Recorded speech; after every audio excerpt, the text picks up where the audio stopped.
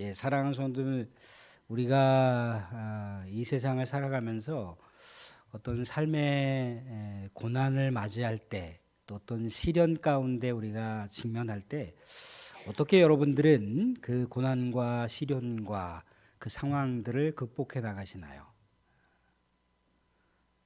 두 가지가 있을 수 있겠죠, 그죠? 물론 뭐 그 스펙트럼이야 여러 가지가 있을 수 있으나 극명하게 대비되는 두 가지 어떤 우리의 모습을 볼 수가 있을 겁니다.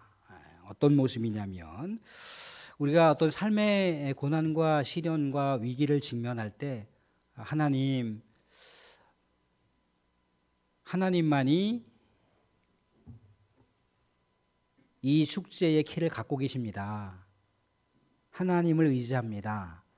하나님께서만이 이 고난의 상황을 그 누구보다도 잘 알고 계십니다라고 하면서 자신의 삶의 정황을 하나님께서 다 파악하고 헤아리고 계시다라고 하는 것을 인정해야 돼요.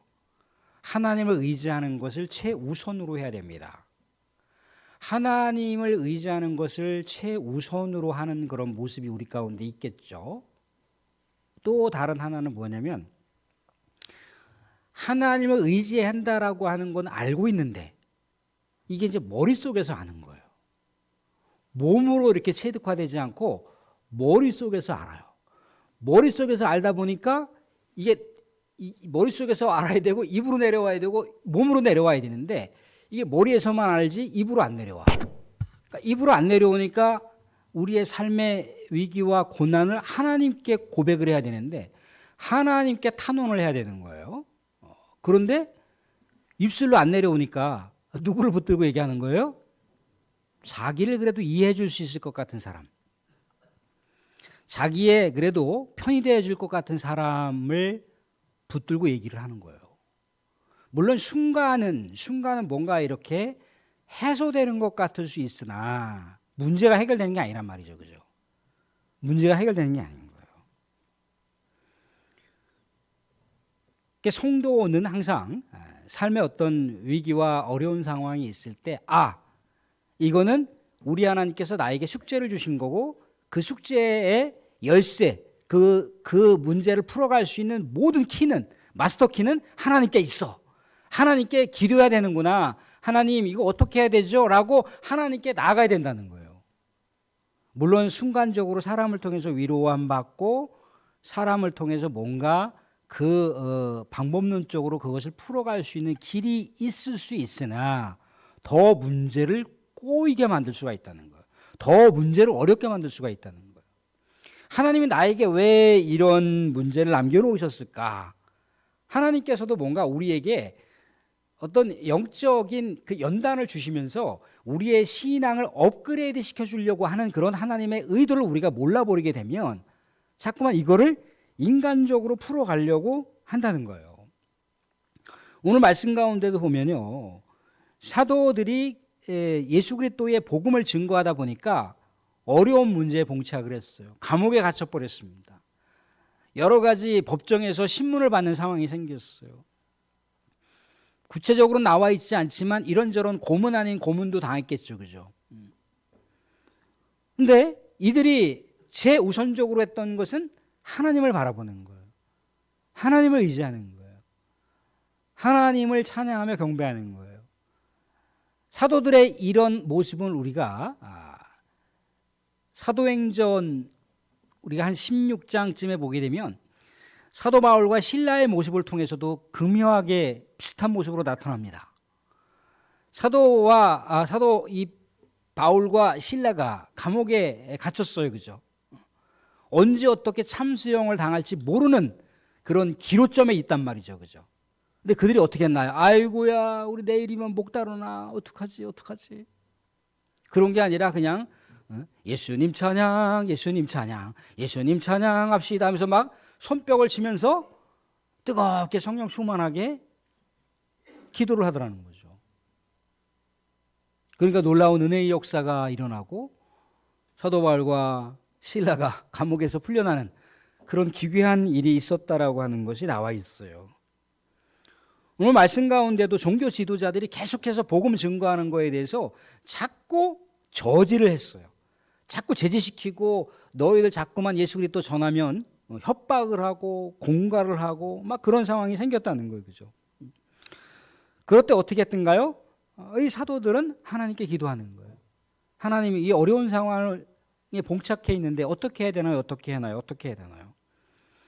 하나님께서 그 문제를 풀어가 주시고 결국 어떻게 했던가요? 23절 보시면 사도들이 놓였다 그렇게 나와 있어요. 사도들을 감옥에서 풀어줬다는 얘기예요. 감옥에 있는데 뭐 누구하고 의논할 사람이나 있나요? 하나님만 바라보는 거, 하나님만 바라보는 거. 어떤 하나님을 인식하고 있느냐면 24절 말씀 보면 이런 말씀을 의식하고 있어요. 하나님이 이런 분이라고 하는 걸 인식을 하고 있다는 거죠. 24절 보시면 그들이 듣고 한 마음으로 하나님께 소리를 높여 이르되 대주제여 천지와 바다와 그 가운데 만물을 지으신 이시오. 우리의 인생의 모든 주관자, 인생의 소유권이 누구에게 있다는 거예요? 천지 만물을 창조하신 하나님께 있다라고 그렇게 인정을 하고 그 하나님의 주권 가운데 내 인생의 무대가 펼쳐진다라고 하는 것을 늘 언제나 함께 나란히 놓고 바라보는 거예요. 아, 내 인생에 이런 고난이 있고 내 인생의 역사가 있는데 이 인생의 역사와 인생의 고난이 하나님과 별도로 동떨어져 있는 것이 아니라 하나님의 거대한 그 역사의 무대 위에 내 인생의 무대가 놓여져 있는 것이고 하나님의 거대한 섭리 위에 내 인생의 고난이 놓여져 있는 거예요.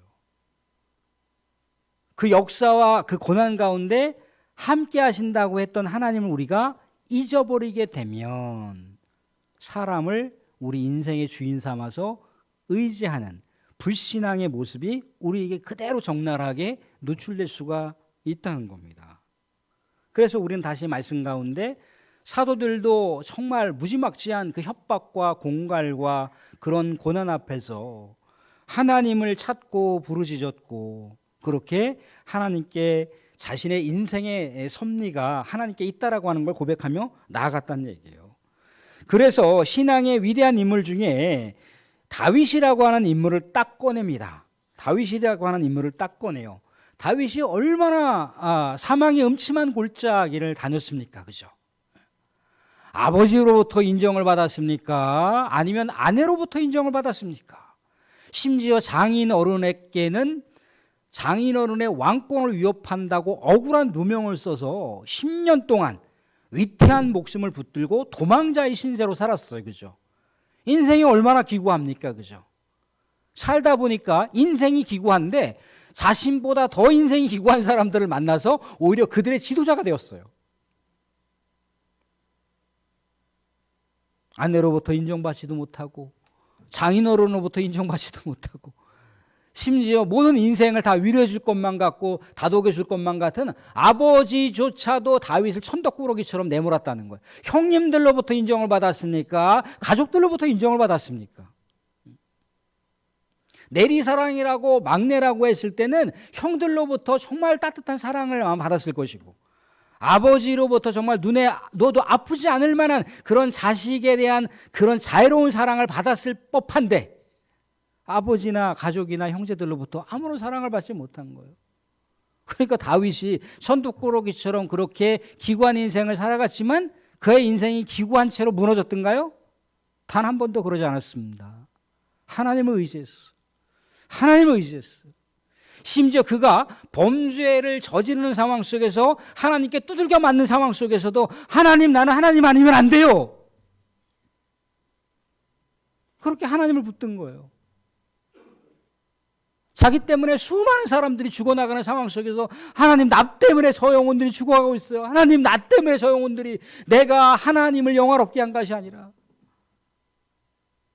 사탄을 영화롭게 했습니다. 하나님 어떻게 해요? 어떻게 해요? 하면서 그 침상을 눈물로 그냥 적셨던, 아무리 선지자가요 당신이 하나님한테 범죄를 저질렀어 그러면 일개 선지자 따위가 하나님의 그 왕권으로 옹립됐던 다윗 왕에게 왕권을 위협하듯이 당신 하나님께 범죄 저질렀어 그러면 단칼 베버리면 끝나는 거예요. 사울이 그랬잖아요. 그죠? 자신에게 반대하는 세력들은 다 척결해 버렸단 말이죠. 그죠? 그런데 가시라고 하는 선지자나 나단이라고 하는 선지자가 당신 하나님께 범죄했어. 당신 하나님한테 그러면 안 되잖아. 하나님이 당신 얼마나 사랑했는데. 그냥 그 한마디에 꼬꾸라져 갖고 그 선지자가 바로 하나님 말씀 대언자라고 하는 걸 알고 하나님 어떡해요. 그러면서 자신의 인생의 수많은 상황들을 돌파하는 거예요. 나중에 어떤 위기를 만났습니까? 그것도 자기가 가장 사랑한다라고 하는 셋째 아들 압살롬이 칼을 빼들고 당신 같은 아버지 필요 없어라고 죽이려고 덤벼들었지만 하나님께서 신묘막측한 방법으로 이 전쟁 난리의 상황을 역전시켜 버렸잖아요. 그죠? 그래서 끝내 자신의 부하 장수들에 의해서 자신의 사랑아들이 죽었어요. 그럴 때도 내 아들 압살롬아, 내 아들 압살롬아, 내가 죽어야 되는데 내가 죽었구나라고 그렇게 엉엉 울었던 다윗의 모습을 볼 수 있다는 거예요. 그런데요, 그 인생의 그 촘촘한 섬세한 어떤 내용들을 보게 되면요, 그 깨알 같은 그 모습 하나하나가 다 하나님을 바라보는 거예요. 하나님을 바라보는 거예요. 범죄를 저질렀든지 그가 잘하든지 그가 못하든지 그의 인생이 태평생대처럼 펼쳐지든지 간에 그는 하나님을 의지했어. 하나님. 그래서 그 인생이 마치 절망과 긴 어떤 어둠의 터널을 지나가는 그런 굴곡 있는 거친 인생을 살았지만 단 한 번도 그는 내 인생이 부족했어요라고 하지 않았다는 거예요.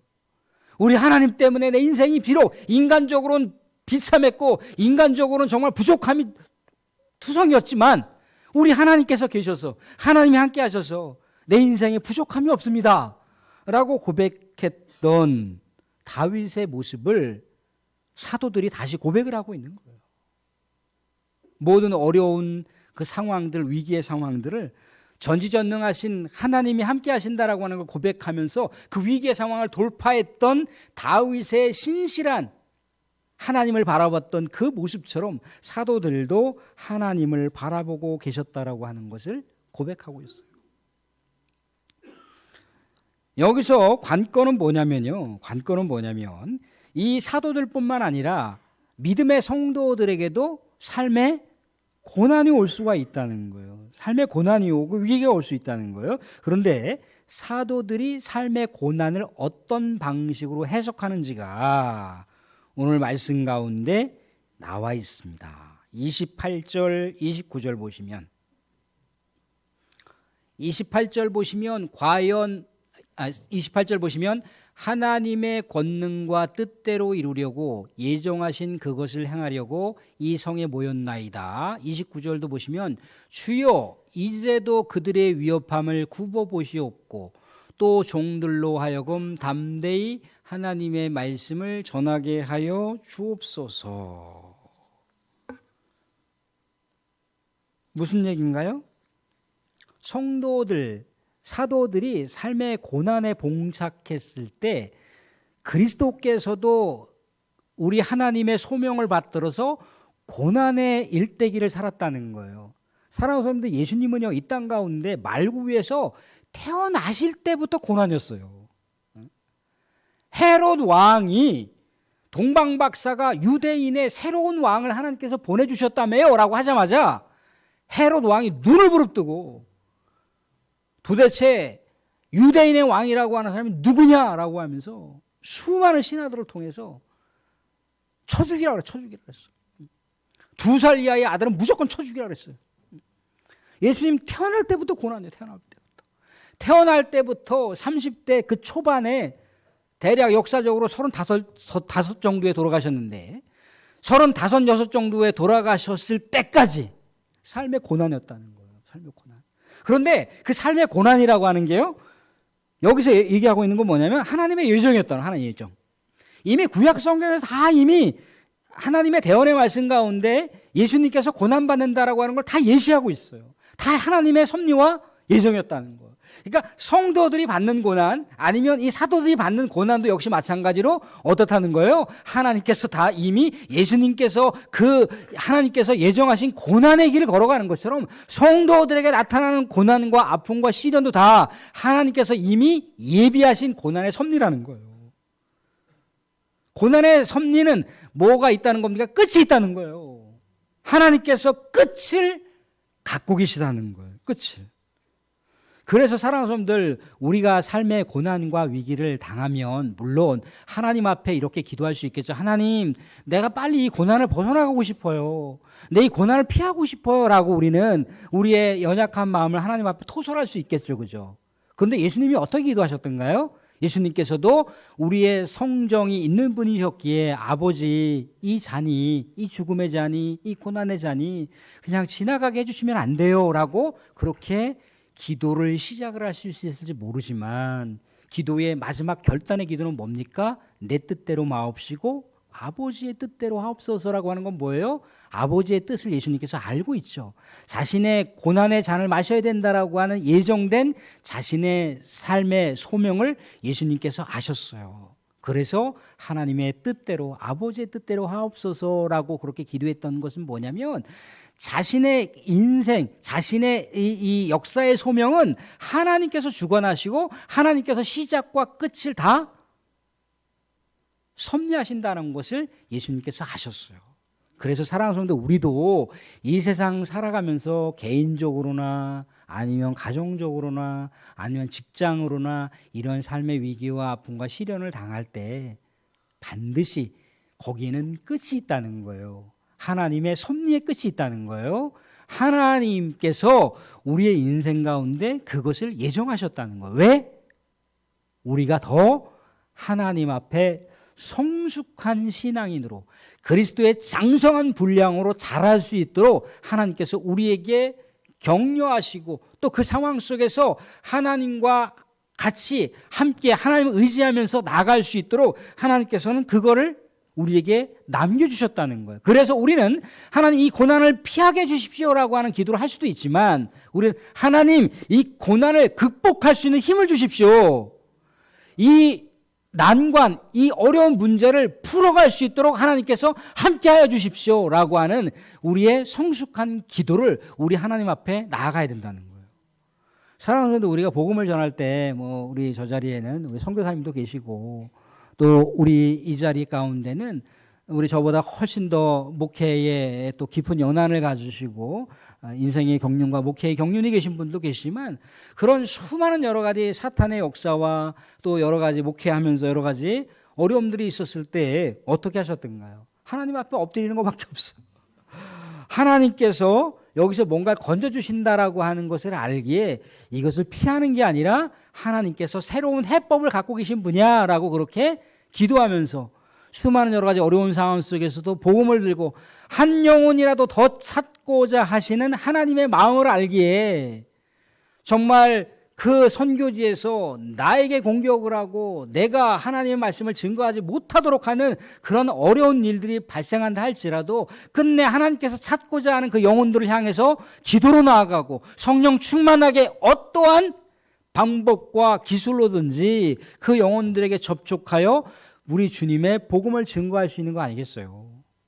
사랑하는 성도님들, 우리 인생의 무대, 인생의 모든 삶의 역사는 누구의 무대 위에 있다고요? 하나님의 역사의 무대 위에 있다라고 하는 것, 하나님의 섭리의 무대 위에 있다라고 하는 걸 우리가 아시고 더욱더 성령 충만하게 우리 인생 앞에 펼쳐져 있는 우리가 만나는 영혼이든지 우리가 기도하는 영혼이든지 우리 하나님께서 찾는 영혼들에게 우리가 복음을 전하고 또 우리의 기도를 통해서 사탄의 역사가 무너지게 되는 것을 우리가 목도하며 그 영혼들 반드시 찾아서 하나님의 영혼으로 회복시킬 수 있는 은혜가 저와 여러분 가운데 있어지기를 주님의 이름으로 축원드립니다. 아멘.